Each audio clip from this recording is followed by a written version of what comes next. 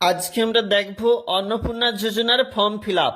শুরুতে রয়েছে পরিবারের প্রধানের নাম, হেড অব দ্য ফ্যামিলি, নাম লিখবে আধার কার্ড অনুযায়ী, জন্ম তারিখটা দিয়ে দেবে, লিঙ্গ যা রয়েছে সেটা দেবে এবং পরিবারের প্রধানের আধার কার্ডের নম্বর দেবে। রেশন আইডি যদি থেকে থাকে, ডিজিটাল রেশন আইডি, তাহলে কিন্তু অবশ্যই দিবে, না হলে বাদ।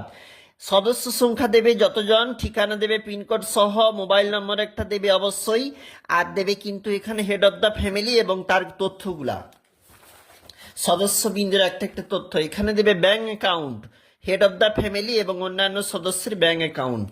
তারপর দেখো এখানে বলেছে পরিবারের যিনি প্রধান তার যেখানে অবশ্যই ভোটার আইডি কার্ড এবং বিধানসভা ক্ষেত্র সেটা কিন্তু অবশ্যই পেয়ে যাবে অংশ নম্বর ভোটার লিস্টে।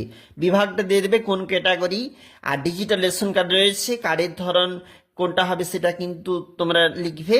রেশন দোকান থেকে মাসিক রেশন নেওয়া হয় 3টি বা তার বেশি কিন্তু বাড়ি নেই বা রয়েছে যদি সেটা দেবে। জমির মালিকানা অবশ্যই হ্যাঁ হবে এবং এখানে জমি রেকর্ডের কপি, যদি না থাকে তো না। তারপর দেখো জমির মোট পরিমাণটা অবশ্যই দিয়ে দিবে। বাড়িতে যদি 4 চাকার গাড়ি থাকে হ্যাঁ দেবে, না হলে না। সদস্যদের স্বাস্থ্য বীমা যদি থেকে থাকে তার বিবরণটা একটা একটা করে কিন্তু দেবে। আর এছাড়া প্যান কার্ড যদি থেকে থাকে তাহলে হ্যাঁ দেবে, না হলে না। এবং দেখো যদি প্যান কার্ড থেকে থাকে তার ডিটেলসটা একটা কিন্তু বসাবে।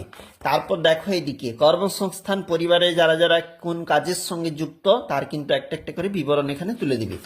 আর এছাড়া এদিকটা দেখো পরিবারের শিক্ষিত কতজন, অশিক্ষিত কতজন, তাদের কিন্তু এখানে বিবরণটা দেবে।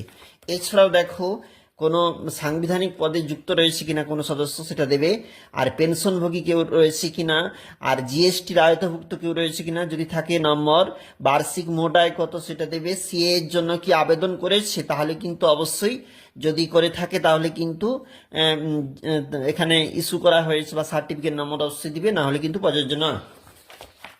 আর এখানে Kisan credit card, student credit card যদি থেকে থাকে তার বিবরণ অবশ্যই কিন্তু দেবে। এসআইআর 2026 ট্রাইব্যুনালে কি নাম বাদ পড়ে থাকে, যদি না হয়ে থাকে এরূপ তাহলে প্রযোজ্য নয় করে দেবে। আর এদিকটা দেখো যদি কোনো শিশু থেকে থাকে কোথায় কি পড়াশোনা করে তার বিবরণ কিন্তু অবশ্যই দেবে। আর এই দিকটা দেখো যেখানে শিশুদের যে টিকাকরণের ব্যাপার থেকে থাকে তাহলে এটা পূরণ করবে। আপনি কি সরকারি কোনো প্রকল্পের সুবিধা পাচ্ছেন, প্রধানকে জিজ্ঞাসা করার জন্য হ্যাঁ বলেছে, এবং পিএম কিষাণ ধরুন পাচ্ছে। আর প্রত্যাহার কি করে নিতে চান, এগুলা কিন্তু হ্যাঁ আর দেবে না, তাহলে কিন্তু প্রত্যাহার হয়ে যাবে। আর দেখো প্রকল্পের নাম যেমন লক্ষ্মীর ভান্ডার অবশ্যই এগুলা। আর এদিকটা দেখো যেখানে একটা সম্মতিপত্র কিন্তু রয়েছে, আর সম্মতিপত্রে কিন্তু এখানে স্বাক্ষর হবে নিজের, আর এখানে এন্ড অফ ফর্ম অবশ্যই এখানে সরকারি আধিকারিকরা কিন্তু ফিল আপ করবে এই অংশটা।